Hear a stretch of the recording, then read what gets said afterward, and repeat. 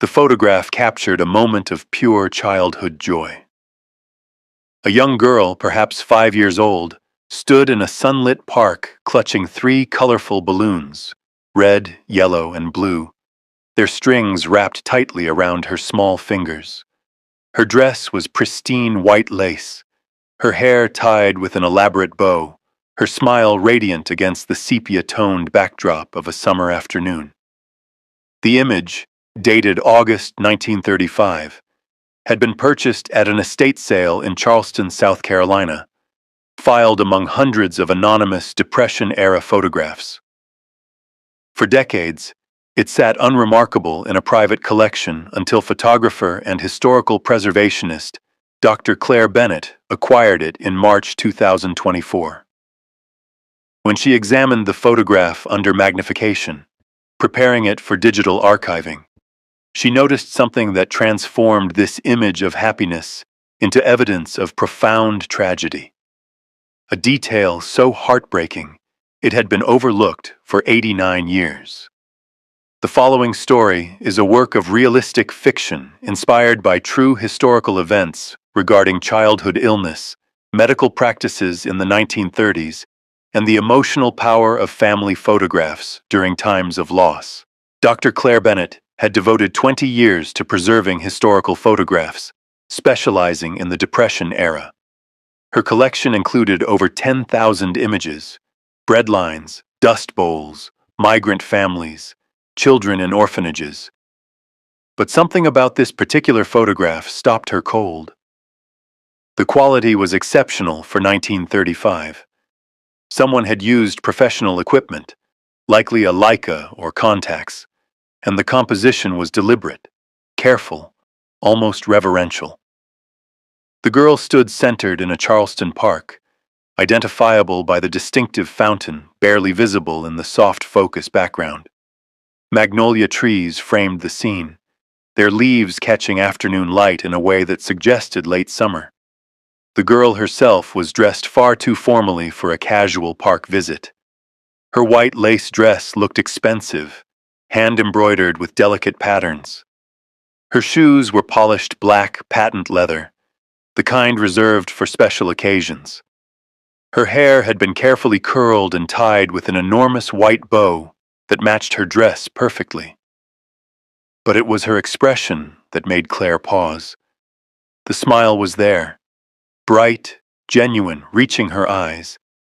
Yet there was something else, something in the way she held herself, in the slight tension of her shoulders, in the way her fingers clutched those balloon strings as if they were lifelines rather than toys. Claire placed the photograph on her light table and began the digitization process. As the high-resolution scanner captured every microscopic detail, she studied the handwritten note that had accompanied the purchase. Found in grandmother's attic. Charleston family, 1935. Don't know who the child is. Beautiful photo, thought someone might want it. When the scan completed at 6,400 dpi, Claire opened the file and began her systematic examination. She started with the girl's face, zooming until individual pixels of sepia tone resolved into the texture of skin, the shine of eyes, the shadow beneath her chin. The girl had light-colored eyes, probably blue or green, blonde or light brown hair in those carefully constructed ringlets, a small beauty mark on her right cheek, and something else. Something Claire had seen before in photographs from this era, but had hoped not to find here. The girl's skin, even accounting for the sepia tone and age of the photograph, had an unusual quality, a translucence, a pallor that spoke of something more than the pale complexion common in that era before modern sun exposure. The shadows under her eyes were too dark, the hollows of her cheeks too pronounced for a healthy 5-year-old. Claire moved her examination to the girl's hands. They were small, delicate, wrapped around those balloon strings with desperate intensity. And there, on her left wrist, barely visible beneath the lace sleeve of her dress, was something that made Claire's breath catch. a hospital identification bracelet. She zoomed in further, adjusting brightness and contrast until the detail became unmistakable. The bracelet was white fabric with a metal clasp, standard hospital issue for the 1930s, and printed on it, just barely legible after enhancement, were words that changed everything. Charleston Children's Hospital. Claire sat back, her heart pounding. This wasn't a casual park outing. This was something else entirely. She examined the photograph again with new understanding. The expensive dress, the elaborate hair, the formal composition, the professional photographer, the desperate grip on those balloons, the hospital bracelet hidden beneath the lace sleeve. And then she saw the other detail she'd missed. Behind the girl, soft focus but present, were two adult figures, a man and a woman, both dressed formally, standing close together. The woman's hand was raised to her face. Even blurred by depth of field, even obscured by the limitations of 1935 photography, Claire could see what the gesture meant.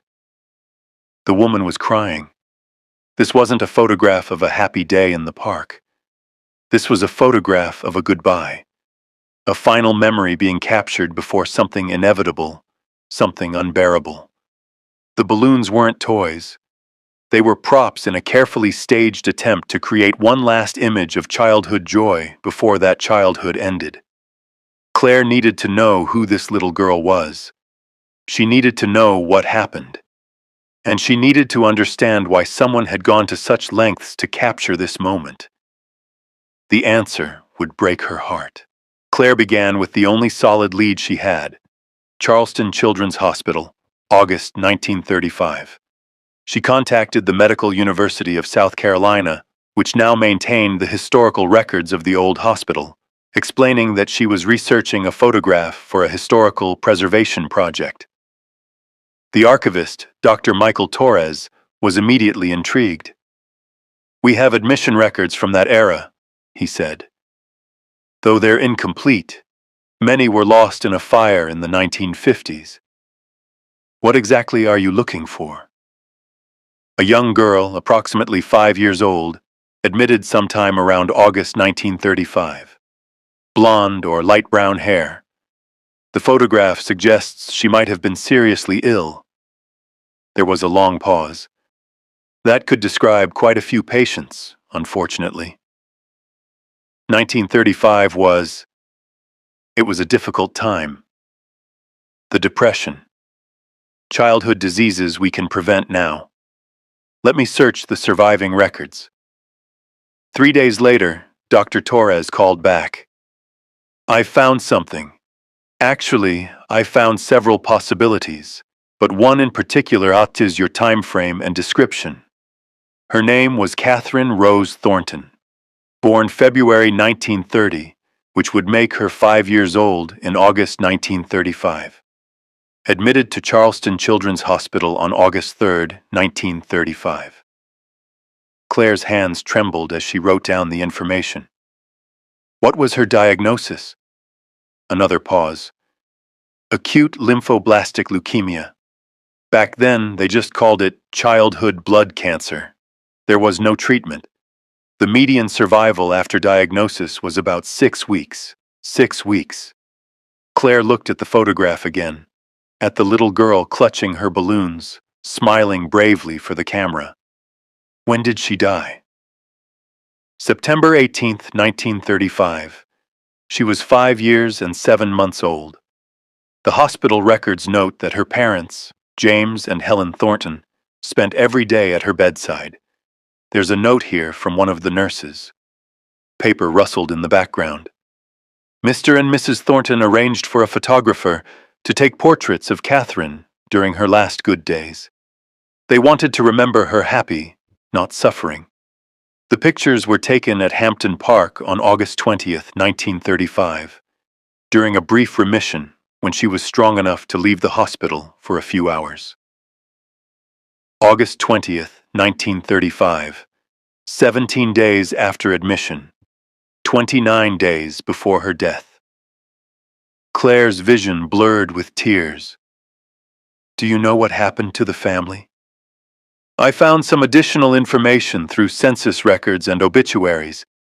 James Thornton died in 1943, heart attack at age 42. Helen Thornton lived until 1981, never remarried. According to her obituary, she had lost her only child in infancy and spent her life volunteering at children's hospitals. Infancy was a euphemism. Catherine was 5, not an infant, but perhaps Helen couldn't bear to specify the age. Did they have other children? No. Catherine was their only child. After she died, they never tried again. Claire thanked Dr. Torres and sat in silence, staring at the photograph.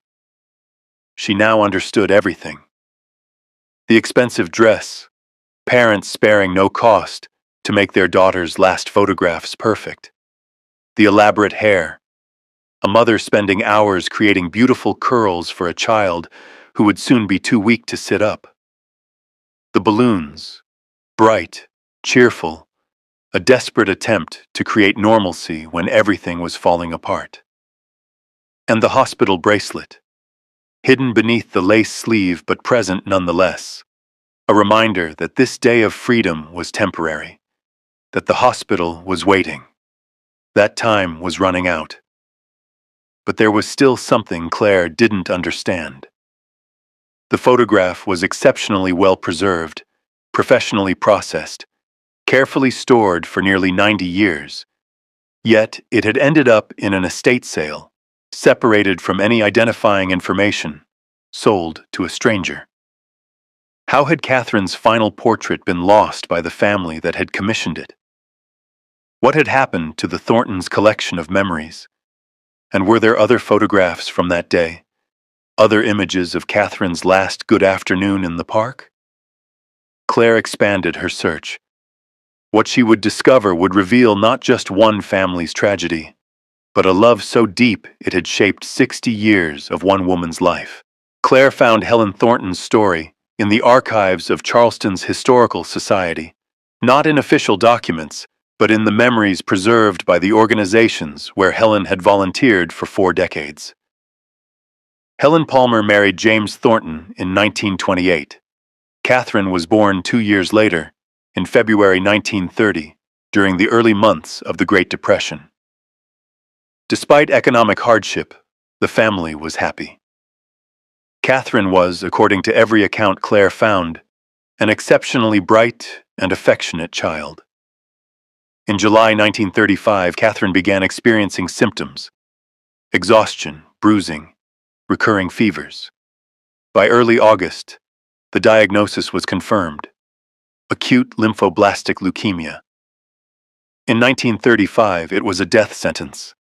A letter Claire discovered in the Historical Society's collection, written by Helen to her sister in 1936, described those final weeks. The doctors told us she had perhaps 2 months. James and I couldn't bear the thought of Catherine's last memories being only hospital rooms and pain. On August 20th, during a brief period when she felt stronger, we took her to Hampton Park, her favorite place. We hired a photographer, Mr. William Morrison, who specialized in memorial portraits. I know it sounds morbid, but we wanted to remember her happy, not suffering. I dressed her in the white dress I'd been saving for her 6th birthday. I curled her hair the way she loved. James bought balloons from a street vendor, red, yellow, and blue, her favorite colors. Mr. Morrison took dozens of photographs. Catherine was so brave. She smiled even though I knew she was tired. She held those balloons like they were treasures. I was crying through the entire session. James kept his arm around me. We knew this was goodbye to the Catherine we recognized, the happy, energetic girl who loved to run and play. After this day, the disease would take that from her.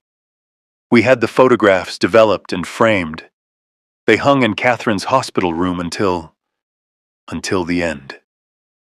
On her last day, September 18th, she was too weak to speak, but she looked at those photographs on the wall. She smiled. I think they reminded her of happiness, not pain. After Catherine died, I couldn't look at those photographs. Every time I saw her smiling face, I fell apart. James kept them in his study, but after he died in 1943, I boxed them away. I couldn't bear to see them. I couldn't bear to destroy them, so I hid them.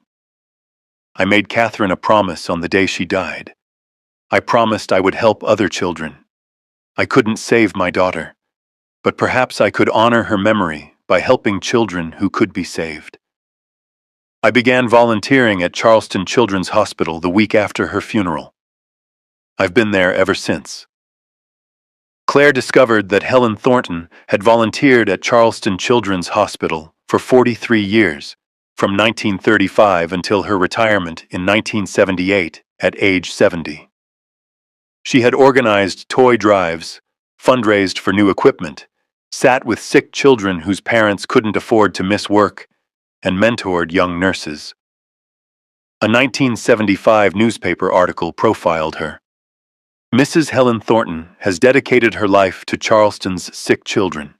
When asked why, she quietly mentions a daughter lost long ago. Every child I help is a gift to her memory, she says simply. But the photographs, Catherine's final portraits, remained boxed and hidden. Helen had never been able to look at them again. When she died in 1981, her estate was settled by distant relatives who had never known Catherine, never understood the significance of the old photographs in the attic. The collection was sold at an estate sale in 1982. Most of the photographs were purchased by a collector who kept them for 40 years before his own estate sale in 2024, where Claire found the image of Catherine with her balloons. Helen had spent 60 years helping children in her daughter's memory, but she had never been able to face the photographs that captured Catherine's last happy day. The images had been hidden, then lost, then forgotten, until Claire found them nearly 90 years later. But there was one more piece to the story, and it would reveal the depth of a mother's love. After discovering Catherine's identity, Claire reached out to historical societies, archives, and photography collectors across South Carolina. Her goal was to find the other photographs from that August 20th, 1935 session at Hampton Park, to reunite Catherine's final portraits and give them the recognition they deserved. In May 2024, she received an email from a woman named Dr. Elizabeth Morrison, a physician in Charleston. I saw your research request about the Thornton photographs. I think I can help. My grandmother was Catherine Thornton's nurse in 1935. She kept something I think you need to see. They met at a coffee shop in downtown Charleston. Dr. Morrison brought a small wooden box, worn with age, with brass hinges and a tarnished lock. My grandmother, Alice Chen, was one of the first Asian American nurses in Charleston. She cared for Catherine during her final weeks at the hospital. When Helen Thornton couldn't bear to keep certain items after Catherine died, she gave them to my grandmother for safekeeping. Inside the box were 5 additional photographs from the August 20th, 1935 session at Hampton Park. Each image showed Catherine in different poses with her balloons, sitting on a bench, standing by the fountain, holding her father's hand, being embraced by her mother. In every photograph, she smiled with that same brave, heartbreaking cheerfulness. But there was one photograph that made Claire weep. In it, Catherine sat on a park bench between her parents. James Thornton had his arm around his daughter, looking at her with transparent adoration. Helen Thornton held Catherine's hand, her face turned away from the camera, her shoulders shaking with silent sobs. And Catherine, in the center, looked directly at the camera with an expression that showed she understood exactly what was happening. She knew this was goodbye, and she was trying to be brave for her parents. My grandmother told me that Helen Thornton visited her every year on Catherine's birthday until Helen died in 1981, Dr. Morrison said. She would bring these photographs, and they would look at them together, the only time Helen could bear to see her daughter's face. My grandmother said Helen would cry and apologize to Catherine's photographs, saying she was sorry she hadn't been able to save her, sorry she couldn't be strong enough to look at the pictures every day. But Helen saved hundreds of children, Claire said. Her volunteer work transformed Charleston Children's Hospital. My grandmother said the same thing. She told Helen that every time. You're saving Catherine every single day through every child you help. But Helen carried that grief for 46 years. She never stopped missing her daughter. Claire arranged for all 6 photographs to be donated to the Charleston Museum, where they were exhibited in June 2024 as part of a collection titled Love's Last Portrait: Final Memories from the Depression Era. The exhibition included Catherine's story, Helen's decades of volunteer work, and information about childhood leukemia, then uniformly fatal, now curable in over 90% of cases. The display noted that Helen Thornton's fundraising efforts in the 1960s and 1970s had helped purchase some of the early chemotherapy equipment that would eventually save children like Catherine. On the day of the exhibition opening, over 300 people attended. Many were former patients of Charleston Children's Hospital who had been helped by Helen Thornton. Others were medical professionals who remembered the quiet, dedicated volunteer who showed up every week for 43 years. Dr. Morrison gave a speech. Helen Thornton couldn't save her daughter Catherine, but she saved my daughter. When my Emily was diagnosed with leukemia in 2010, she received treatments at Charleston Children's Hospital. She's 14 now, healthy and thriving. Emily is alive because of medical advances funded by the work Helen started 89 years ago. Emily is alive because a mother who lost everything chose to give everything to other children.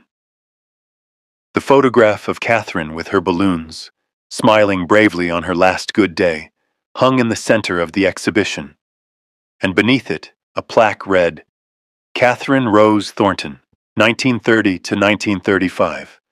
This child's memory inspired 80 years of healing. The 1935 photograph of a girl with balloons looked happy until digital magnification revealed a hospital bracelet hidden beneath her lace sleeve, evidence that this wasn't a casual park outing, but a carefully staged final memory. Catherine Rose Thornton, diagnosed with leukemia at age 5, died 4 weeks after this photograph was taken. Her mother, Helen, unable to bear looking at the images, hid them for decades while dedicating 43 years to volunteering at children's hospitals. Through her work, Helen helped save hundreds of children, transforming grief into healing. Catherine's last portrait, lost for 89 years, now inspires continued hope for childhood cancer treatment.